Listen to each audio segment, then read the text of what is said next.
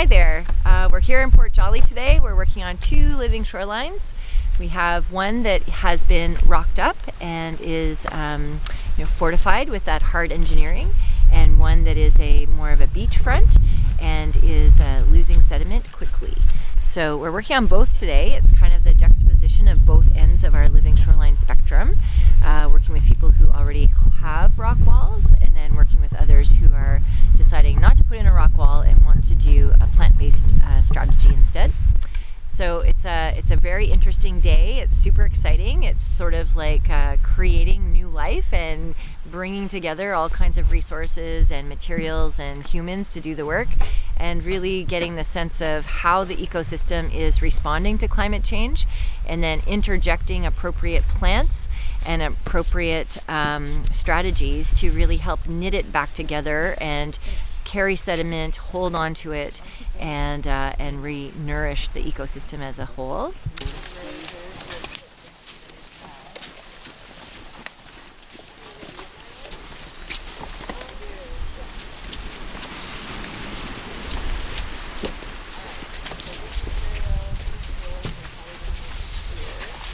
Are we dragging brush from a pile that is going to need to be cleaned up? Like, should we bring the rakes with us? Or? We might want to rake some stuff into the woods, but yeah. Okay, so why don't we grab a rake too, and then we can take these rugosas and these prickly plants.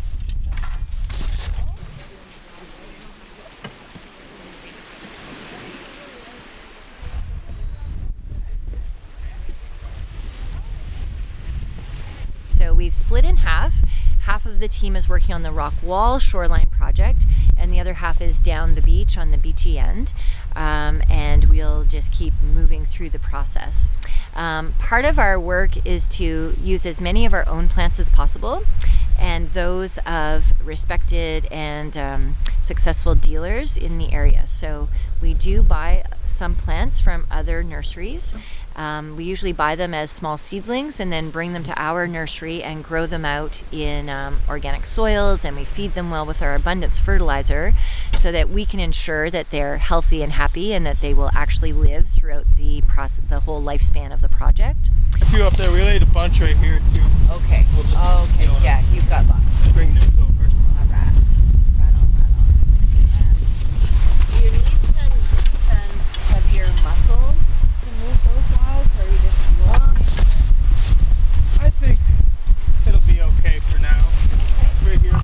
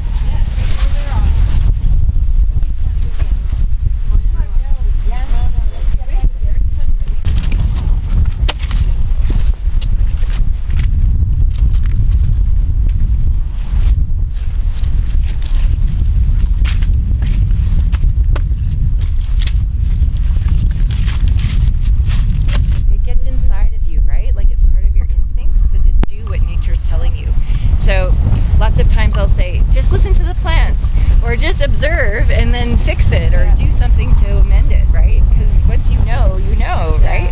It's hard for me to be like, okay, all the grass is over here, all the perennials here, all the shrubs, all the trees, like over and over and over again, right? Just look around and be aware. So like you're seeing it with a new set of eyes. Right. Yeah, that's really important. Great. Okay. That's what makes it so.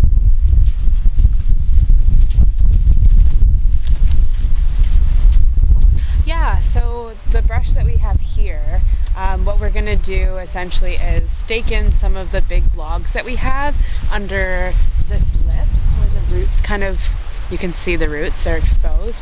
So we want to kind of cover them up and keep them protected from the sun and the erosion.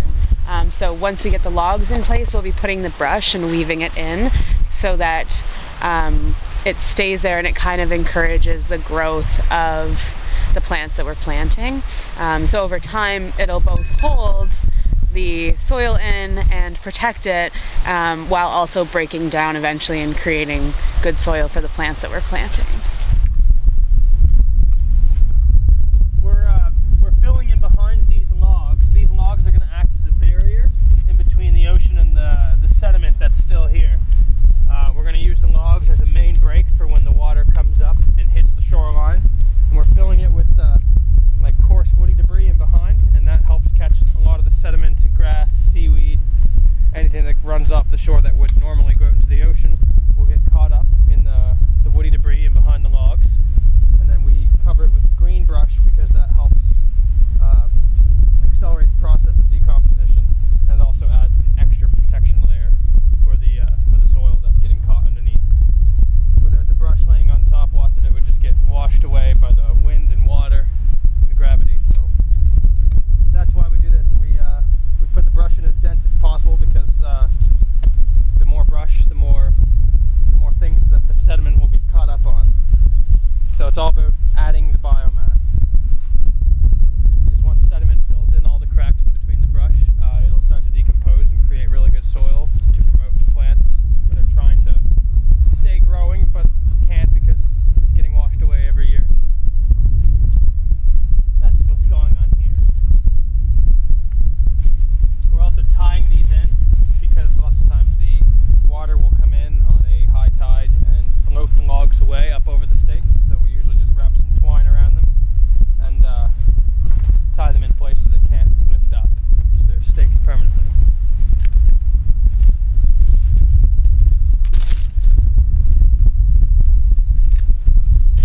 So the planting plan that we have is to mimic the natural processes that are already occurring. So if we just look over here, you can see the tree line, and then there's a shrub layer, and then it comes down to a grassy perennial layer, and then it's grassy, and then it starts to get shrubby again, and then there's a couple big trees, right? So in this location, we're actually missing part of the tree line because all we have is mature tree in this space. So what we're going to do is plant some more trees in that zone. So we've got spruces here that are living in this area, and they're doing just great. So we're going to add some more spruce in there. That's us mimicking nature. But what we're going to do now as a designer is do some experimenting. So I really think that sumacs are going to work really great on the shoreline. So we're also going to add sumacs in here as another kind of small tree so that our triangle, our ecosystem triangle, will be more complete. Right now it's severed. So it's our job as the builders to amend that, right?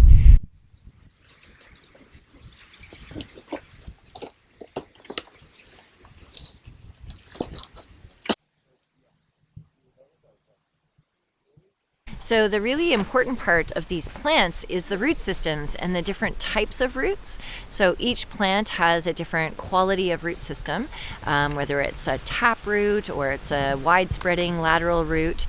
All of these are adding to the diversity of the whole ecosystem. So like a big puzzle, it's only really strong when all the pieces are there. We have our own fertilizer that we make. It's called Abundance. It includes the mycorrhizal fungi with a liquidized kelp. We bottle it in our own processing, and it's the only fertilizer that we've been using for 18 years in our landscaping company.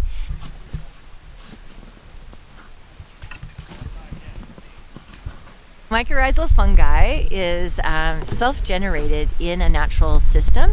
So in a forest, especially with decomposing wood material, this fungi is generated.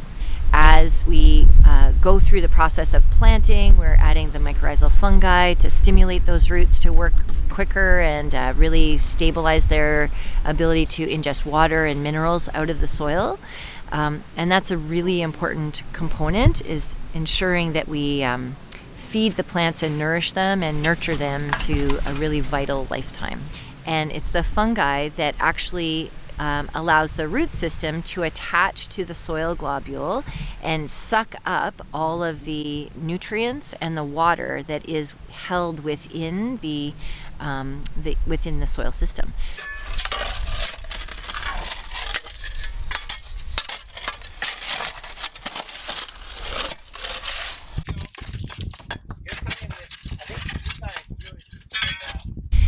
So today we are planting a lot of grasses.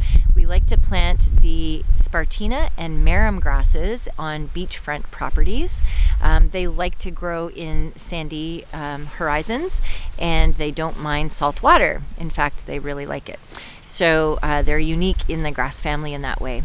So when we buy the grasses, they generally come in very large pots.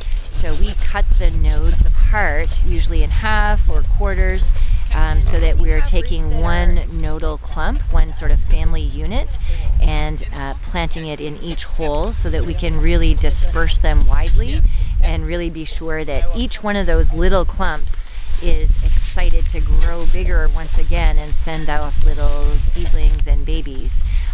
So as we cut them, we are actually stimulating them to grow better. So with the feeding and with the mycorrhizal, they'll really stretch deeply into the soil, they'll capture water, they'll be fed today and in a couple weeks, and they'll really produce a large amount of grass that is doing a lot of really good work for us. So it's holding the sand in place, binding as one part, but also the blades of the grass will be diffracting the wave energy, and that will allow the water to actually drop the sediment in behind them. So we can see that there's an accumulation of sediment when we do the large grass plantings, and that helps to therefore stabilize the beachfront so that the above ground parts of the landscape are more plentiful and more long-lasting, right? Completing the parts of the puzzle.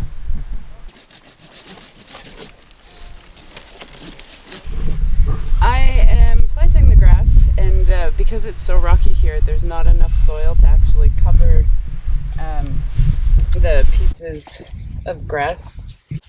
Ugh, bad example there. So to cover the whole root ball of the grass in this soil, there isn't enough soil because it's so rocky. Oh, you can't dig deeply enough, you mean? Exactly. And there isn't always enough soil to cover on top of everything. So we're having to bring some soil in from the beach in order to be able to cover all of the roots here.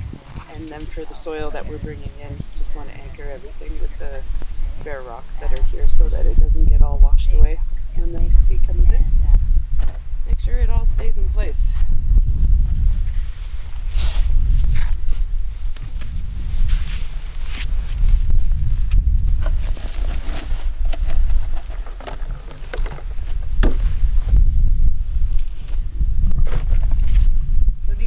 Cuttings that the boys had done earlier, so I'm just breaking it up a little bit to let the roots have a chance to spread a little bit easier. And so I've already sprinkled some what we call myco down in the hole, and so now I just place the cutting in there, push some sand. So luckily this one has enough sand to cover everything. Basically, we're done with digging, and what would you like us to do? What direction? Okay. Nuki asked for help. Yeah. Lucas needs help with the staking, okay. So you might want to go down there and help him figure that out. Okay. Got a big black fly. The black flies have just shown up. We're having some challenges at the other end with staking into the rocky shore. Last year when we did staking, a lot of sand was here, so it was easier to stake, and now it's all the rock is exposed, so they're trying to find ways to like get their stakes in place. So it's a bit frustrating and challenging, but perseverance and youthfulness helps a lot.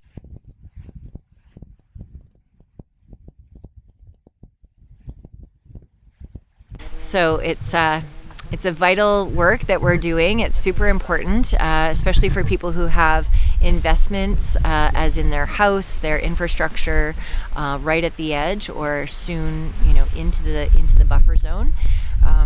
it's important to get the plants in place so that the ecosystem is more whole, and that the strength is in the whole, and that it will hold and knit together the position. Blame Brendan for a second, and then he's going to come to you, and you guys are going to start logging. For sure.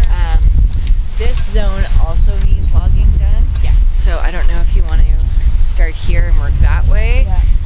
I suspect he's got all the 2x2s over there. So, yeah. Do you want to scoot down there with the wheelbarrow and bring like 30 or something down with you, 20 or so? The dispersing of materials and humans to be as efficient as possible is part of my job, of course, to make sure everyone's doing everything they can, and then really understanding all these young people and their interests and their strengths and weaknesses and stuff, and then working that through, right? So It's its own ecosystem. it is, yeah. We talked about it yesterday as being an organism, this thing called helping nature heal, right? Is just really a living entity of its own, and we're just parts of the play, right? So asking everyone to like step into their place, and if they really like doing a certain task,